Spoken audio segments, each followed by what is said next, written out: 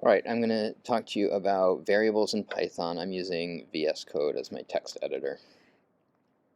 You can think of a variable as like a box or a container to store information in Python. So if we had a user playing our game and we wanted to store their name, we could say something like name is equal to Bob, and Bob is in quotation marks.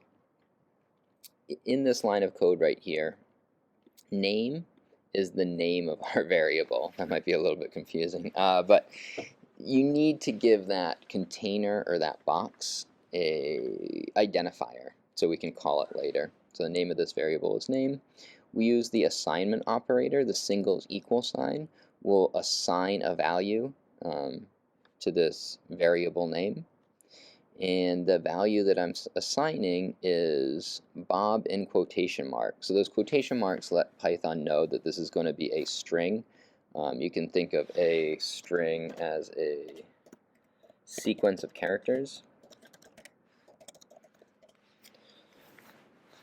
And this sequence of characters, Bob, is stored in name.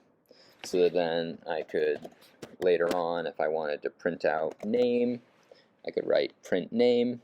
I'm going to run this, run without debugging, and you can see the name Bob is printed out.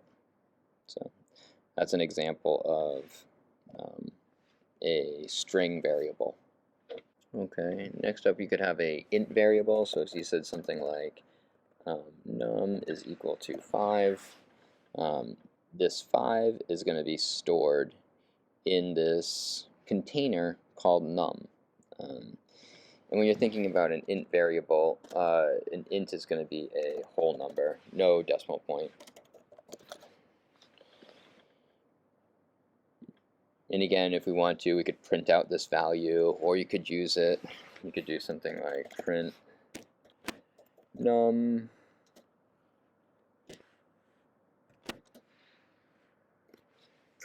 plus 3. So this is going to take this variable num, which is a 5, add 3 to it. When we run this, we should see 8 show up on the screen, and we do. This is a quick example of a an integer variable or an int variable. Next up, we have float.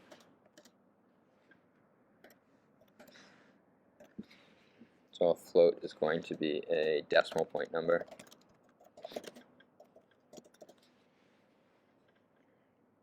And again, we'd be able to call this to print or to use it in other parts of our code.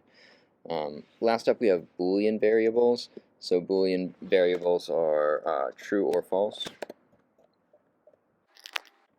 And again, you can, once you've assigned a value to that variable, you can check that value. You can print it out, or you could use it somewhere else in your code. If you wanted to know what type of variable something is, you could use a function called type. So what you do is you'd write type, and then inside of type you could put the variable name. This variable name is number. In order to see that, I'm going to put that inside of a print statement. So I have my print statement with my open close brackets. Inside of those open close brackets I'm writing type. With more brackets, inside of those brackets I'm putting num, which is this variable up here that we created. So when I run that code, you'll see that it tells me that this is an int or an integer. It's going to be a whole number.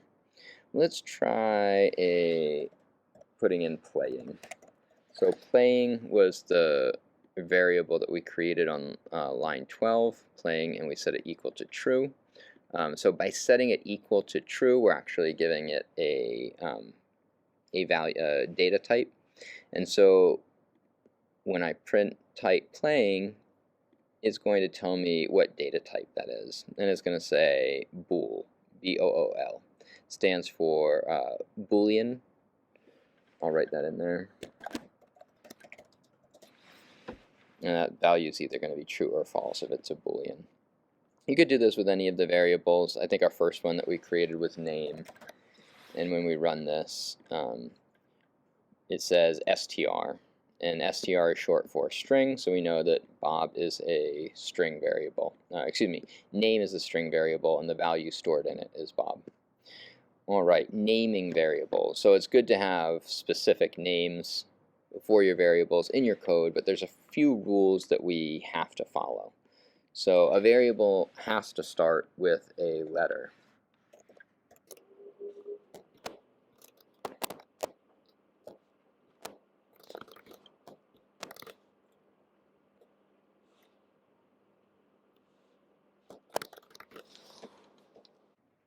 So this name starts with a letter. Variable names cannot start with a number. It's not starting with a number. It cannot contain any alphanumeric characters other than A to Z, 0 through 9, or underscore. So I've written this variable name right here in snake case, so using an underscore in between the words. It's called snake case. And variable names are case sensitive. So let me copy this really quickly. If I put a capital T, this is a new variable.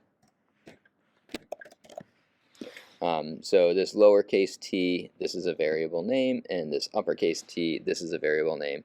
They're both variables, but they're different variables because of the capitalization. So they are case sensitive. So that's something to watch out for. If you try to start with a number, it is not going to like that. So you can't start with a number. You can't have a space in your variable name. So if you put spaces in here instead of underscores, that is also going to be a problem for Python. So when you're naming a variable, you need it all you need it connected. You can't have any spaces in there. And one way to do that is by using the snake case, these underscores here.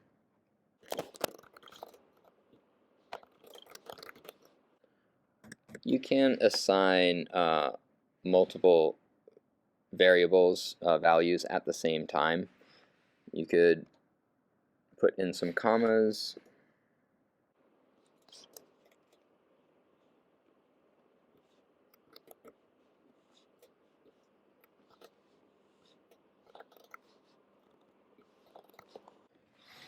So we have x, y, and z is equal to black, blue, and green. And then we can do a print statement. We'll print out x, y, and z. And when we run that, we can see that it prints black, blue, and green, the values that we assign. So you can assign multiple variables in one line of code.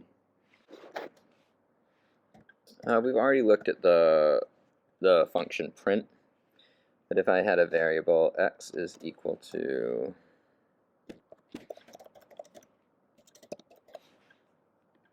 I would be able to use the print function to print that out. I can just do run without debugging, and it prints here, Python is fun.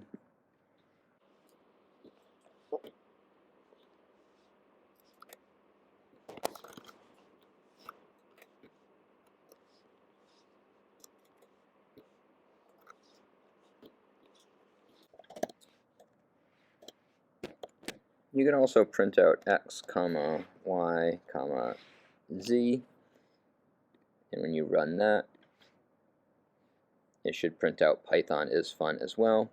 You can also use the plus sign. So when you're using strings, there's something called string concatenation. It's when you're adding two strings together, you're putting those strings together. But when we use this plus sign instead of the comma, and we say run without debugging, it still prints Python is fun, but we're missing the spaces in between the words. So you could put a space in these words if you wanted to.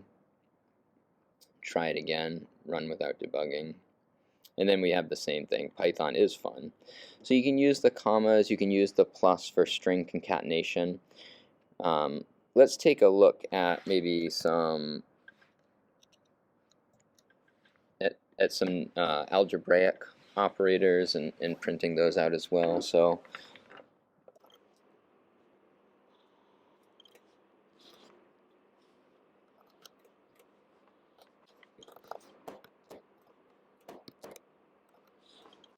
I could do, oops, num plus num2, and I run without debugging. That's going to give me 8.